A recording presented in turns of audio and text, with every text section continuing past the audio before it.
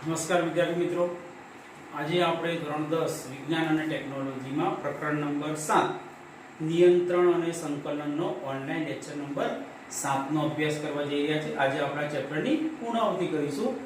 Online lecture number 6 ની અંદર આપણે ખૂબ જ મહત્વનો મુદ્દો આપણે અભ્યાસ કર્યા કે આપણા શરીરની અંદર રહેલી અંતઃસ્રાવી ગ્રંથિ અને એ અંતઃસ્રાવી ગ્રંથિ કઈ જગ્યાએ આવી છે અને એમાંથી કયો અંતઃસ્રાવ ઉત્પન્ન થાય છે અને અંતઃસ્રાવનું કાર્ય શું છે એ બધાનો આપણે ત્રણ રીતે અભ્યાસ કર્યો હતો। પહેલો આપણે આકૃતિ દોરી એનો અભ્યાસ કર્યો હતો, બીજો આપણે કોષ્ટક દ્વારા અભ્યાસ કર્યો હતો અને ત્રીજી રીતે આપણે ચાર્ટ દ્વારા આપણે એનો અભ્યાસ કર્યો હતો। તો એનો પણ તમને માનસ પટલ પર અંકિત થઈ ગયો છે કે એ અંતઃસ્રાવી ગ્રંથિઓ ક્યાં આવેલી છે, એમાંથી કયો અંતઃસ્રાવ ઉત્પન્ન થાય છે અને આપણા શરીરમાં કાર્ય શું કરે છે। આ બધા જ અંતઃસ્રાવો ખૂબ જ મહત્વના છે। એમાંથી 3 માર્કનો પ્રશ્ન પણ પૂછાઈ શકે છે, 2 માર્કનો પણ પૂછાઈ શકે છે, 1 માર્કનો ટૂંકો પ્રશ્ન તો અવશ્ય પૂછાશે। આજના આપણા લેક્ચરની અંદર આપણે જોવાનું છે કે મનુષ્યમાં વૃદ્ધિ સાથે સંલગ્ન અંતઃસ્રાવ કયો કે આપણા શરીરમાં જે વૃદ્ધિ થવી એના માટે સૌથી મોટો અંતઃસ્રાવ કયો છે તો વૃદ્ધિ અંતઃસ્રાવ, જેને આપણે ગ્રોથ હોર્મોન્સ તરીકે ઓળખવામાં આવે છે। વૃદ્ધિ સાથે સંકળાયેલો તો કયો વૃદ્ધિ અંતઃસ્રાવ, તેને વૃદ્ધિને અંગ્રેજીમાં શું કહેવાય ગ્રોથ હોર્મોન્સ, GH એટલે ગ્રોથ હોર્મોન્સ। આ ગ્રોથ હોર્મોન્સ ક્યાંથી સ્ત્રાવે છે તો આપણે જોયું હતું કે પિટ્યુટરી ગ્રંથિમાંથી એનો સ્ત્રાવ થાય છે ગ્રોથ હોર્મોન્સનો। એ આપણા શરીરમાં 3 કામ કરે, વૃદ્ધિ, વિકાસનું નિયંત્રણ અને નિયમનનું કાર્ય કરે છે। આમ આપણા શરીરની અંદર જે વૃદ્ધિ થવી છે એ કઈ ગ્રંથિ તો પિટ્યુટરી ગ્રંથિમાંથી ગ્રોથ હોર્મોન્સ એટલે કે વૃદ્ધિ હોર્મોન્સનો સ્ત્રાવ થાય છે, જે આપણા શરીરની વૃદ્ધિ અને વિકાસને નિયંત્રિત કરે। બહુ વધારે પડતી પણ વૃદ્ધિ નથી કરી દેતો અને ઓછી વૃદ્ધિ, વધારે પડતી જ્યારે મહાકાય કહેવાય, ઓછી વૃદ્ધિ થાય ને ઠીંગણું વામન તરીકે ઓળખવામાં આવે। આપણી જે રેગ્યુલર બોડી છે મધ્યમ કદનું એ વૃદ્ધિને નિયંત્રિત અને નિયમન કરવાનું કાર્ય આપણે પિટ્યુટરી ગ્રંથિમાંથી સ્રાવતા વૃદ્ધિ અંતઃસ્રાવ કરે છે। બીજા અંતઃસ્રાવ છે વૃદ્ધિ સાથે સંકલન થાઇરોક્સિન અંતઃસ્રાવ। તો ખબર પડી કે થાઇરોક્સિન અંતઃસ્રાવ તો ક્યાંથી સ્રાવે છે, થાઇરોઇડ ગ્રંથિમાંથી સ્રાવે છે। તો એ થાઇરોઇડ ગ્રંથિમાંથી થાઇરોક્સિન અંતઃસ્રાવનો સ્ત્રાવ ક્યારે થાય ક્યારે ન થાય તો એ અંતઃસ્રાવ અને એ અંતઃસ્રાવી ગ્રંથિનો આપણા ભોજન સાથે સીધો સંબંધ છે। આપણે ભોજનને સ્વાદિષ્ટ બનાવવા માટે આપણે નમક મીઠું નાખવું પડે। નમક કેવું છે આયોડિન યુક્ત હોવું જોઈએ। કેવું છે મીઠાની અંદર આયોડિન હોવું જરૂરી છે। પ્રત્યક્ષના પરોક્ષ રીતે બજારની અંદર જે રૂપિયા 2 રૂપિયાની જે સાદું હોય છે, અમુક લોકો દળાવે છે, એની અંદર આયોડિન નથી હોતું પણ અમુક લોકો દળાવે છે, ત્યાં બોટલ દ્વારા અંદર નાખે છે, બરોબર છે, એની અંદર ઓછા વધતા પ્રમાણમાં હોય છે। પણ કોઈ બ્રાન્ડેડ કંપનીનું નમક લેવાનું, જેમ જે ટાટા નમક છે એ સારામાં સારું નમક છે, બરોબર છે, 1 કિલોની 20 થી 25 રૂપિયાની કોથળી આવે છે, એની અંદર આયોડિન સારી માત્રામાં હોય છે। એક આયોડિનનો મીઠાનો આપણે ઉપયોગ કરવો જોઈએ। એનાથી બીજું એક ઇલેક્ટ્રોલાઇટ આયોડિન મીઠું પણ આવે છે। ઇલેક્ટ્રોલાઇટ જે શું કરે છે કે જો મીઠું વધારે પડતું ખાઈએ તો આપણા રુધિરનું બ્લડ પ્રેશર વધારે એટલે કે હાઈ બ્લડ પ્રેશરની બીમારી થાય। પણ આ ટાટા કંપનીએ એવું નમક બહાર પાડ્યું છે ઇલેક્ટ્રોલાઇટ નમક એટલે ઇલેક્ટ્રોલાઇટ મીઠું, એનું કદાચ વધારે પ્રમાણ પડી જાય તો પણ આપણા શરીરના રુધિરના દબાણને વધવા દેતું નથી। આમ આપણે સારી ગુણવત્તાવાળું આયોડિન યુક્ત મીઠું ખાવું જોઈએ। તો આ બને ત્યાં સુધી રોગ ક્યાં છે ગરીબોની અંદર થતો જોવા મળે છે ભારતની અંદર, કેમ કે ગરીબો હોય એ આયોડિન યુક્ત મીઠું ખાઈ ના શકે, એ લોકો સાદું મીઠું ખાતા હોય એટલે એ એમને આ આયોડિન થાઇરોક્સિન અંતઃસ્રાવનો સ્ત્રાવ ઓછો થાય એટલે એમને આ બીમારી લાગુ પડે, બરોબર છે। બીજું કે એ ખબર કેવી રીતના પડે આ વ્યક્તિને થાઇરોક્સિન અંતઃસ્રાવનો ઉણપ છે તો આપણા શરીરમાં એક કાર્બોદિત, ચરબી અને પ્રોટીનના ચયાપચયના કાર્યનું નિયમન કરે છે, એટલે કે જે પાચનની ક્રિયા છે એનું નિયમન કરે। કાર્બોદિત, ચરબી અને પ્રોટીનના ચયાપચયનું નિયમન કરે છે અને સંતુલિત વૃદ્ધિ કરે છે, બરોબર છે, એટલે કે ચયાપચયનું પણ કામ કરે અને સંતુલિત, બહુ વધારે પડતી વૃદ્ધિ નહીં થવા દેતી, ઓછા પડતી વૃદ્ધિ પણ થવા દેતી નથી। આપણે વાત કરી કે આ જે થાઇરોક્સિન અંતઃસ્રાવ છે થાઇરોઇડ ગ્રંથિમાંથી સ્રાવે છે, એના માટે મુખ્ય પરિબળ છે આપણું આયોડિન. આયોડિન આપણે ફક્ત એકમાંથી જ મળે છે કે મીઠામાંથી મળે છે. તો આપણે જે મીઠું છે એ લગભગ આપણે 80% લોકો આયોડિન યુક્ત મીઠું વાપરે છે. પણ ખાસ સાંભળવા જેવી છે અને ઘરે પણ તમારા પેરેન્ટ્સને બતાવવા જેવી બાબત છે કે આપણે સારામાંનું મોંઘામાંનું નમક વાપરતા હોઈએ છીએ, પણ આપણી રાંધવાની પ્રણાલી ખોટી હોવાના કારણે આપણું જે 20 થી 25 રૂપિયા કિલોનું મીઠું 2 રૂપિયાનું કિલો જેટલું થઈ જાય છે. કેમ? બને ત્યાં સુધી લોકો બહેનો જે છે એ રાંધતી વખતે, શાક ચડાવતી વખતે બધા મસાલા નાખી દે છે અને સાથે સાથે મીઠું પણ નાખી દે છે અને પછી શાક ચડવા દે છે અને પછી ઢાંકી દે છે. તો શું થાય? પહેલા મીઠું નાખી દીધું હોય અને પછી આપણે શાકને ચડવા દઈ દીધું હોય, પકવા દીધું હોય, એટલે બધું મીઠું આયોડિન વરાળ સ્વરૂપે ઉડી જાય. તો શું કરવાનું?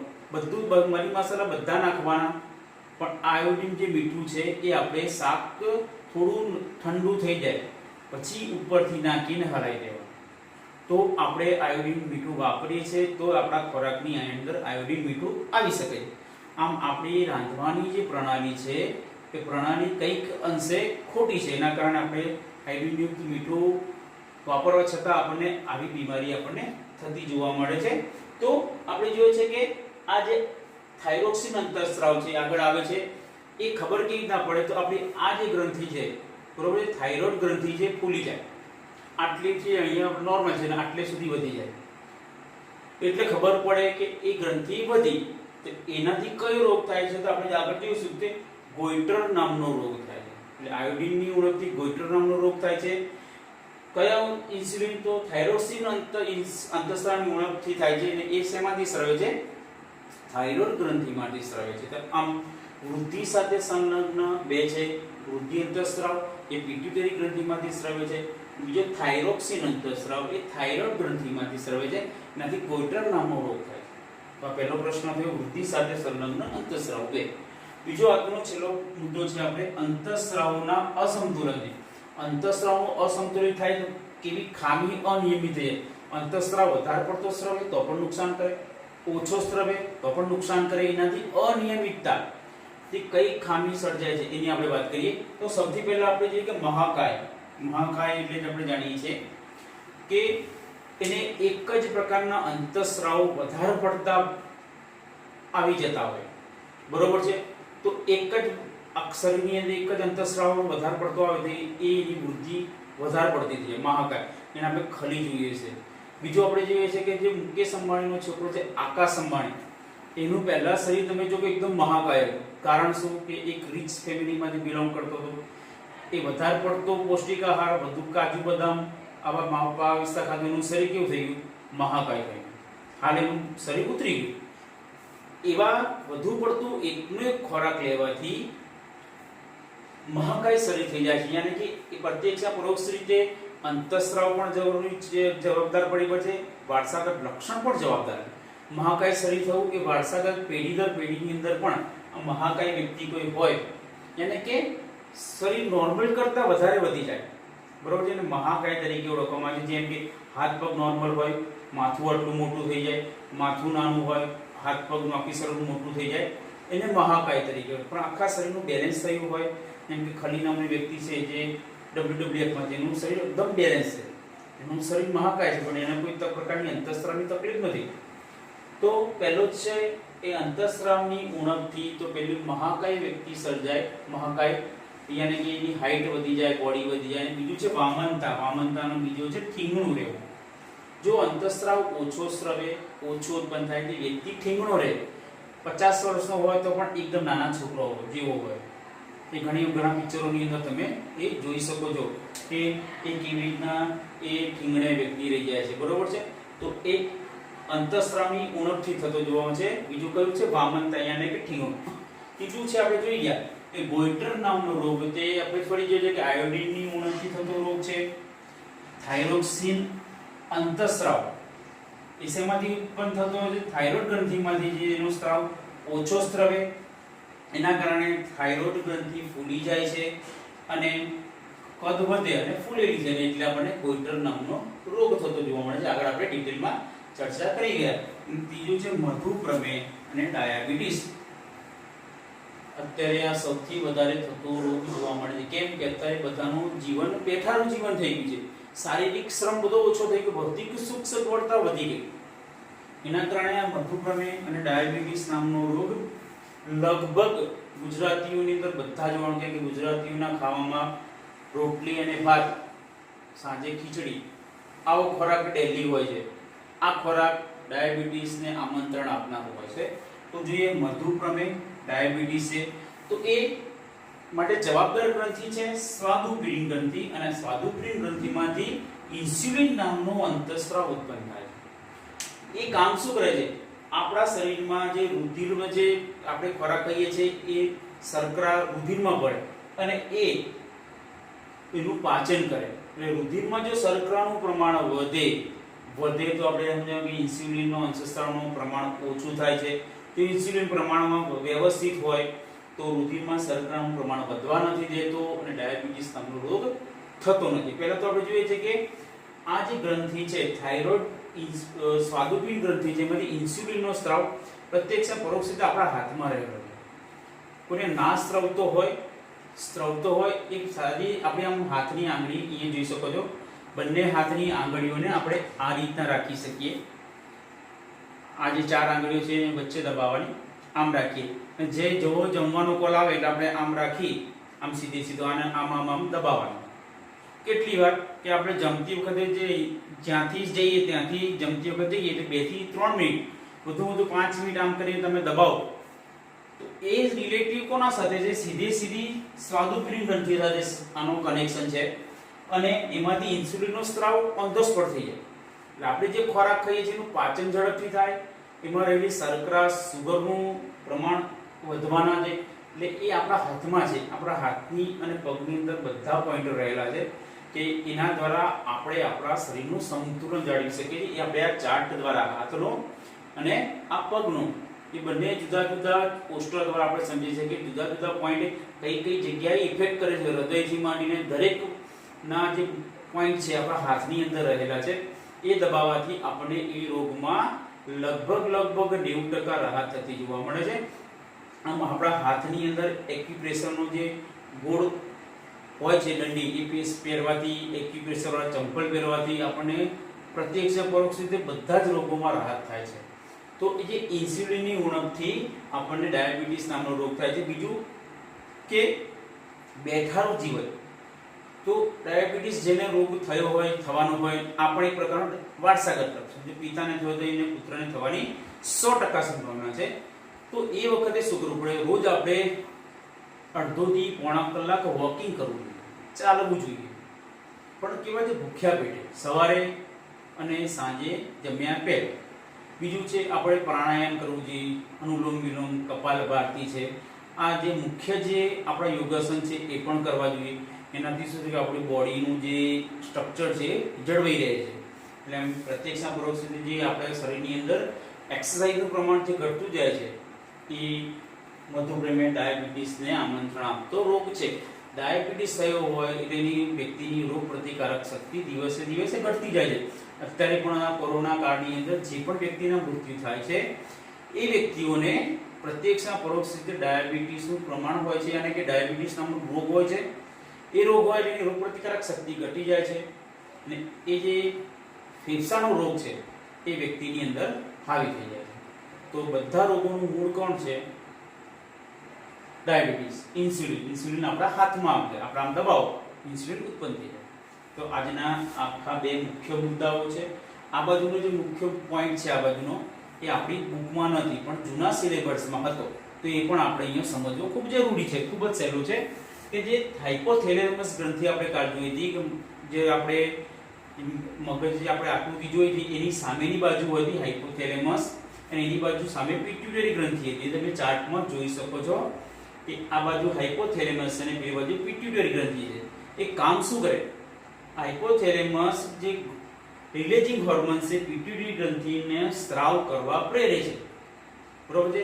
પિટ્યુટરી ગ્રંથિમાંથી જુદા જુદા સ્ત્રાવ કરવા પ્રેરે છે. તો કોણ પ્રેરનાર કોણ છે? હાઇપોથેલેમસ. તો સૌથી પહેલા આપણે જોઈએ અગ્ર પિટ્યુટરી ગ્રંથિ. પિટ્યુટરી ગ્રંથિના 3 ભાગ, અગ્ર, મધ્ય અને પશ્વ. અગ્ર પિટ્યુટરી ગ્રંથિમાં પેલું છે TSH, thyroid stimulating hormones. T for thyroid, S for stimulating hormones એટલે અંતઃસ્રાવ. ACTH adeno corticotropic hormones. A for adeno, C for cortico, T for tropic, H for hormones. FSH follicle stimulating hormones. પાછળ તો SH એમ જ આવે stimulating hormones. LH ચોથું luteinizing hormones ને પાંચમું છે GH growth hormones. આમ આ પાંચ પ્રકારના અંતઃસ્રાવો અગ્ર પિટ્યુટરી ગ્રંથિમાંથી સ્રવે છે. ખાસ નામ પૂછાય છે કે TSH નું પૂર્ણ નામ લખો તો T એટલે thyroid stimulating hormones, ACTH adeno corticotropic hormones, ત્રીજું છે FSH follicle stimulating hormones, LH luteinizing hormones અને GH growth hormones. મધ્ય પિટ્યુટરી ગ્રંથિમાંથી એક જ પ્રકારનો અંતઃસ્રાવ થયો છે મેલેનોસાઇટ સ્ટિમ્યુલેટિંગ હોર્મોન્સ. એમ બદલાયો MSH મેલેનોસાઇટ સ્ટિમ્યુલેટિંગ હોર્મોન્સ. અને પિટ્યુટરી ગ્રંથિમાંથી બે પ્રકારના અંતઃસ્રાવ ઉત્પન્ન થાય છે. એક ખૂબ જ પરીક્ષાની દ્રષ્ટિએ મહત્વનો છે ADH anti diuretic hormones. Anti diuretic hormones એ કાર્ય શું કરે છે? આપણા શરીરમાં પાણીના પુનઃશોષણને ઉત્તેજે છે અને આપણા શરીરમાં પાણીનું જે વ્યય છે એટલે કે મૂત્ર દ્વારા જે પાણીનો વ્યય થવા જેનું નિયંત્રણ કરે છે. યાની કે આપણે પેશાબ 5-5 10-10 મિનિટે નથી લાગતો આપણને, બરોબર છે? તો એનું નિયમન કરે, પાણીના પુનઃશોષણને અટકાવે છે, આપણા શરીરમાંથી પાણીનો વ્યય થતો અટકાવે છે. તેના માટે કઈ ગ્રંથિ? ADH anti diuretic hormones. જે વ્યક્તિને આની ખામી હોય, આ હોર્મોન્સ ના સ્ત્રાવતો હોય, એને વારંવાર બહાર ટોયલેટમાં યાને કે વોશરૂમ જવાની તકલીફ હોય છે. એવા 101 વ્યક્તિને આવી તકલીફ જોવા મળતી હોય છે. તો એના માટે કયો ઇન્સ્યુલિન જવાબદાર છે? પશ્વ પિટ્યુટરી ગ્રંથિમાં રહેલો ADH એન્ટી ડાયુરેટિક હોર્મોન્સ જવાબદાર છે. અને છેલ્લો છે વેસોકન્ટ્રિકટર. વેસોકન્ટ્રિકટર એ પોતે શું કરે છે કે ધમની, આપણા શરીરની ધમની છે પોતે શું કરે છે? ઓક્સિજન યુક્ત રુધિરને પ્રત્યેક ભાગ સુધી લઈ જાય છે. એમાં રુધિરનું દબાણ વધારે છે. અને બીજું મહત્વનું કામ છે કે જ્યારે સ્ત્રીઓ પ્રેગ્નન્ટ હોય, બાળકને જન્મ વખત હોય ને કે બાળકનો જન્મ થવાનો હોય, એમાં ગર્ભનું નિર્માણ થાય એ ગર્ભાશયના સ્નાયુનું સંકોચન કરે, યાની કે બાળક છે 9 મહિના ગર્ભાશયની અંદર રહે. ગર્ભાશયના સ્નાયુનું સંકોચન થવું એ વેસોકન્ટ્રિકટરને આભારી છે. અને બીજું છે કે બાળકનો જન્મ થઈ ગયા પછી સ્તન ગ્રંથિમાંથી દૂધનો સ્ત્રાવ થવો, એ પણ આ જ અંતઃસ્રાવને આભારી છે. એટલે છેલ્લો અંતઃસ્રાવ છે આખે જે સ્ત્રીઓને આભારી છે, સ્ત્રી સાથે રિલેટિવ છે કે ગર્ભાશયના સ્નાયુને સંકોચન છે કે જે ગર્ભવતી સ્ત્રી હોય એમને, અને બાળકના જન્મ પછી સ્તન ગ્રંથિમાંથી દૂધના સ્ત્રાવ કરવા માટે ઉત્તેજે છે. એ માટે વેસોકન્ટ્રિકટર જે આપણી અંદર અંતઃસ્રાવ રહેલો છે એ જવાબદાર છે. આપણી બુકમાં નથી પણ આ પોઈન્ટ સાથે પ્રત્યક્ષ પરોક્ષ રીતે સંકળાયેલો છે. તો આજે આપણા ચેપ્ટરની પૂર્ણાવૃત્તિ કરી. ખૂબ જ મહત્વના પ્રત્યેક લેક્ચરની અંદર 7 લેક્ચરની અંદર મહત્વના પ્રશ્નો આ ચેપ્ટરમાં છે. વ્યવહારિક જીવન સાથે પણ સંકળાયેલા છે. તો વિદ્યાર્થી મિત્રો, આ ચેપ્ટર અહીંયા પૂર્ણ થાય છે. આવતીકાલે એક આપણે નવું ચેપ્ટરની શરૂઆત કરીશું. તો ઘરે રહો ને સુરક્ષિત રહો.